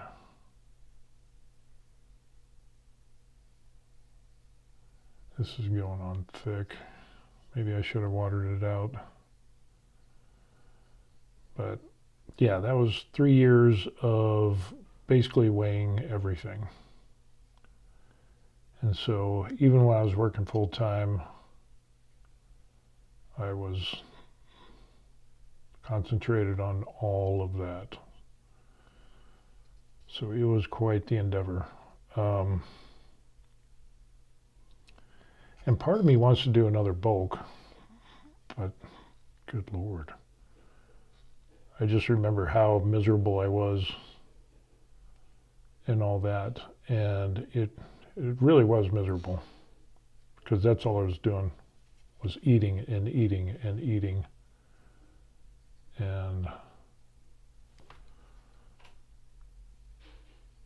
But I gained the weight, and I gained it, like I said, 3 years. But even then, it was hard for my body to adjust to that weight, and I was having some back issues. Obviously, there was some, I wasn't as developed in some areas as I should have been.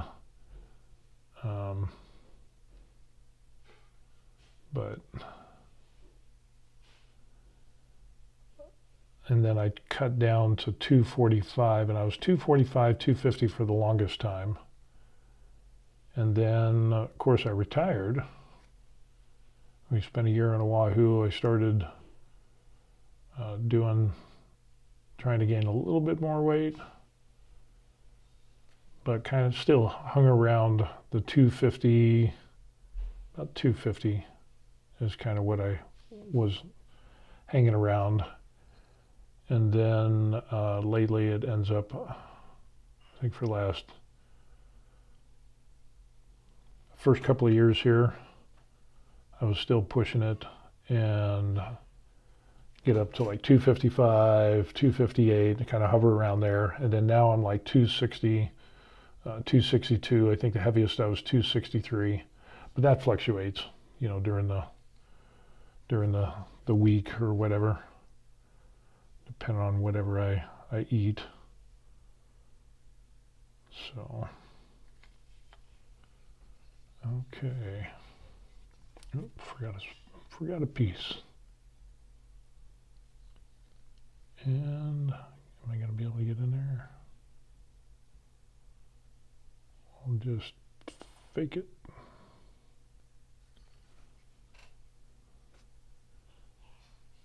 And this piece will do that brown, lighter brown.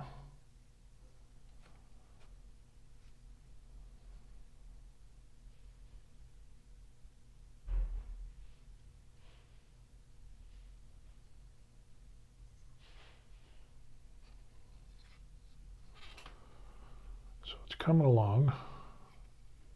Not bad. A little bit of different colors. Not bad for an FDM printed little dude. And I did him, and so I think we're good on that.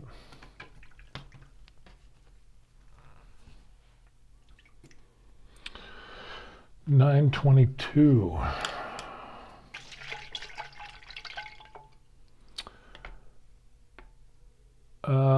Dun dun dun. Ferretus says, I have a strict eating plan. I'm weighing everything. Gaining is not the problem, but I would go up to 200 now. I would go to 25 to 26% body fat.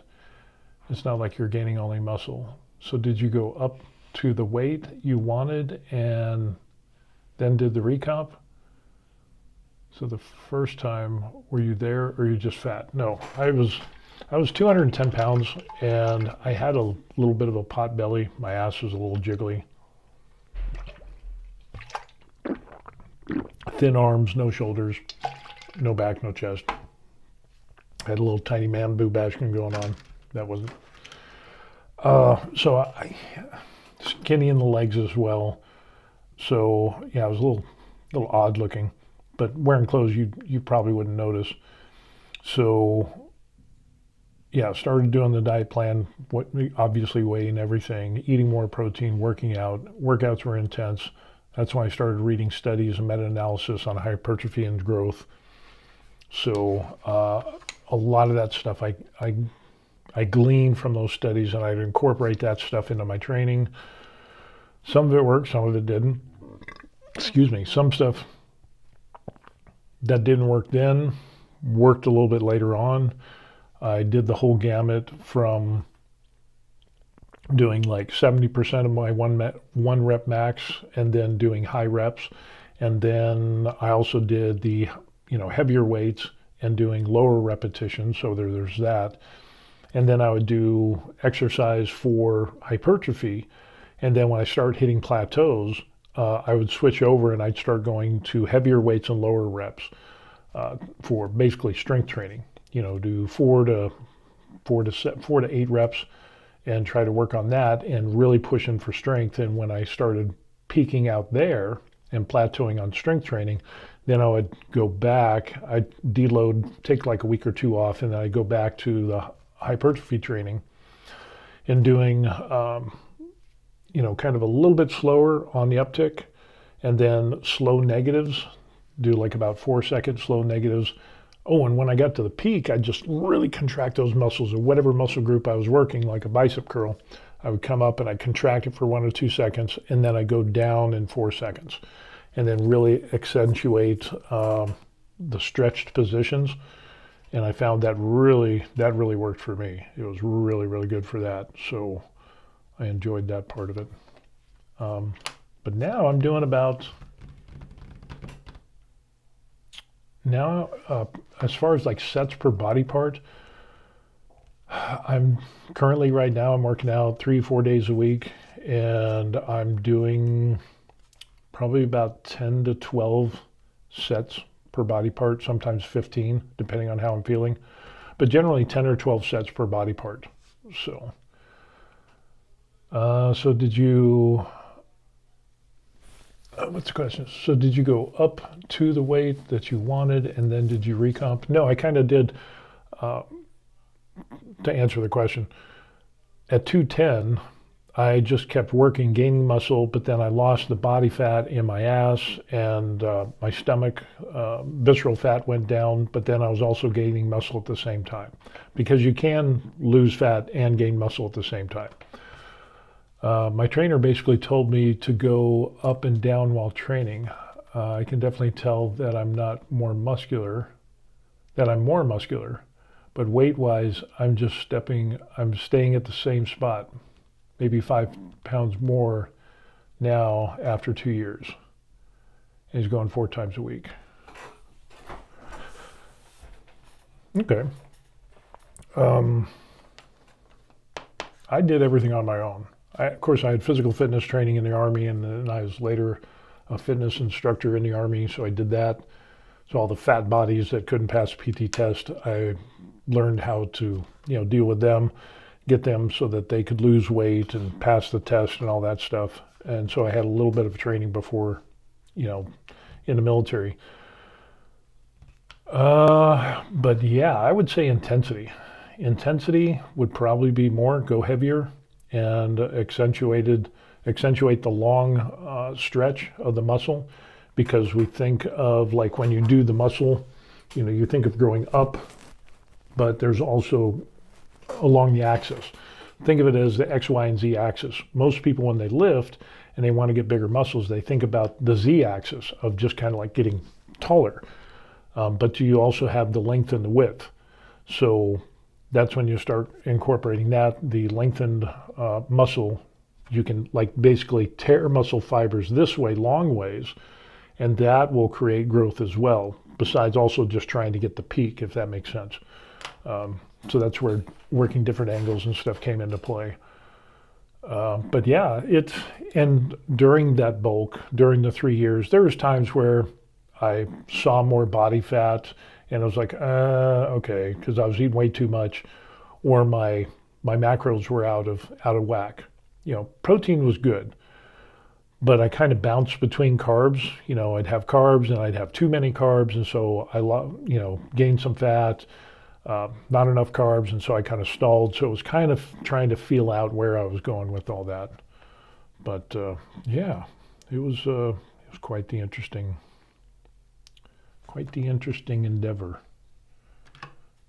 Let's try something a little bit. I think what we can end up doing here. Just notice this guy has like, we can do a little edge on him. I think we'll do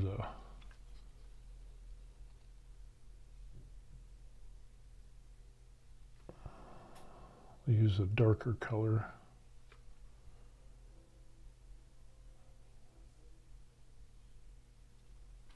Boy, that just dried up a lot.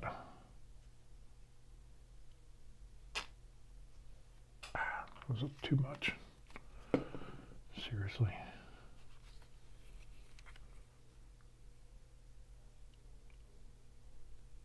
But I also have to say, I've got some good genetics.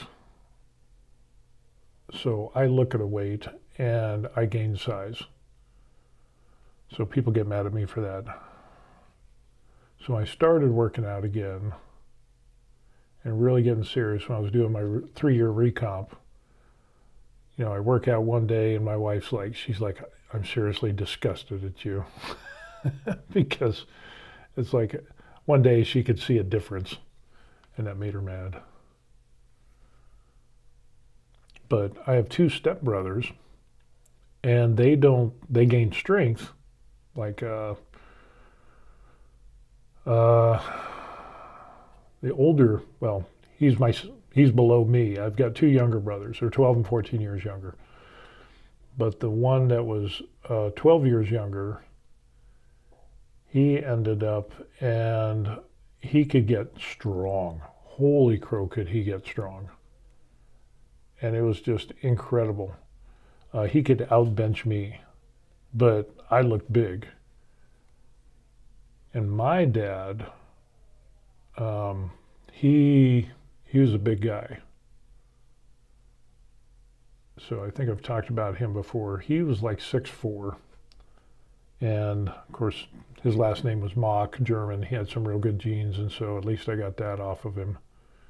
And yeah, so that worked out well.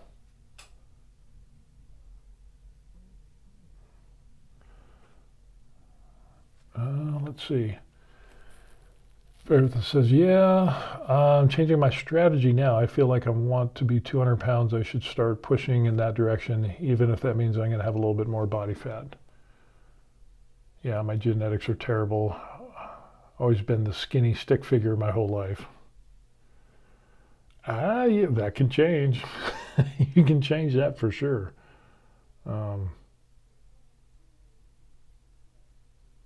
That can change. How does that guy look? I think it's about all I think we're good on this. That can change. And that's just going to require some eating. It sounds like you're doing good on the nutrition. My recommendation for protein is anywhere, studies recommend 0.7, 0.73 grams of protein per pound of body weight that you want to be, within reason. And then you always get the recommendation of like the modern bodybuilders, 1 gram per pound of body weight. I think that's a little bit overkill. Usually I'd go to 0.75, maybe 0.885 was probably the most protein that I took in once I found that information out. Because if you just eat and you just eat a ton of protein and your body doesn't use it, that's going to go somewhere. So just trying to learn how to be efficient with eating was something that popped in.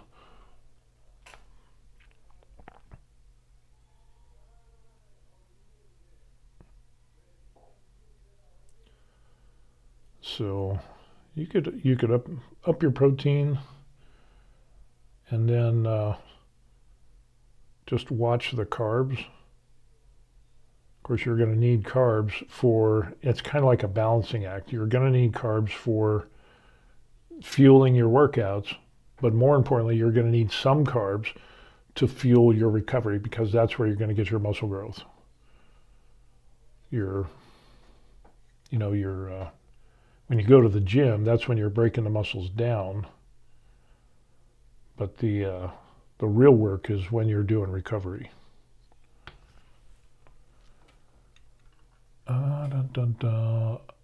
This says, I'm at 168 pounds now. I'm doing about 160 grams of protein per day, 80 grams of fat, rest is carbs. I did pretty good with 40% protein, 40% carbs, 20% fats. That's kind of where I ended up going.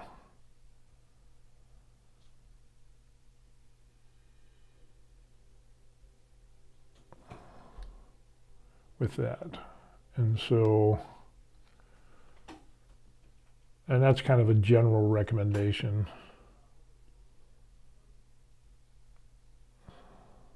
And it's worked well. That's kind of still where I'm at.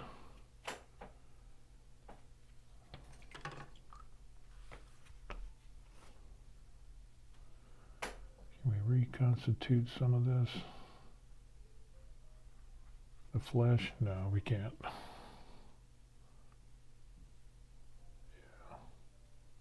Oh well, that's good enough.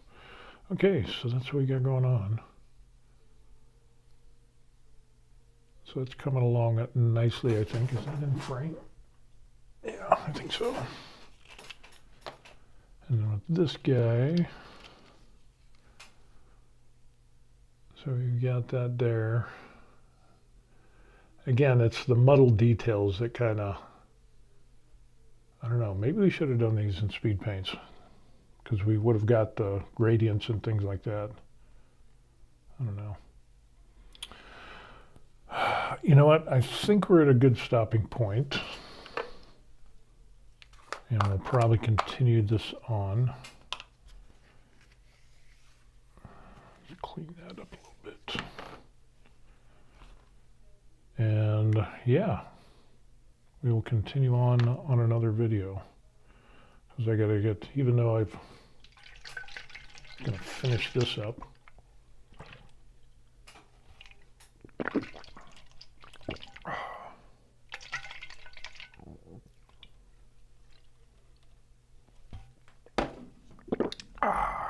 Yummy. So we'll finish this up on another video. I think we'll try to blaze through the next one, and we'll finish up these characters and we'll see how they turn out. But I'm, pretty pleased with it so far. It's not bad. I think we're doing okay. And especially if they're sitting on a table and you're, 2 feet away, I think they'll be good enough with what we end up seeing. Enough to where you could play a game and not be embarrassed. So there's that. Making good progress. I'm ready for dinner here. So in a bit, good seeing you. Enjoy your day. You as well, sir.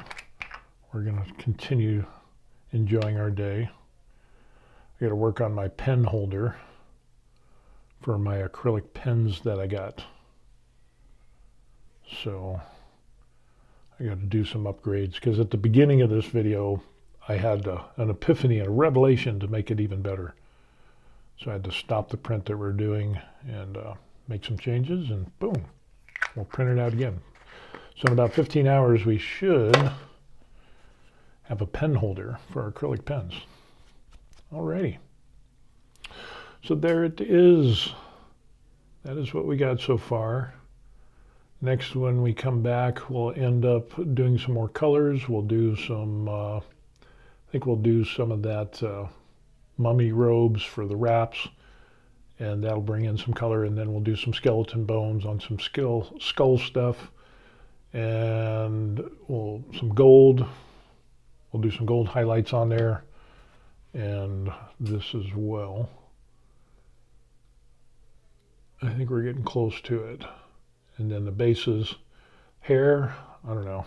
Maybe we'll do something different with the hair. These guys I ended up on this guy. I did black and then I just kind of scraped away so you can kind of see some strands on the hair. So I don't know if we're really going to get that much on this small one, but we'll see. Okay, alrighty. Make sure those are off. We are good. And let's head back to the table.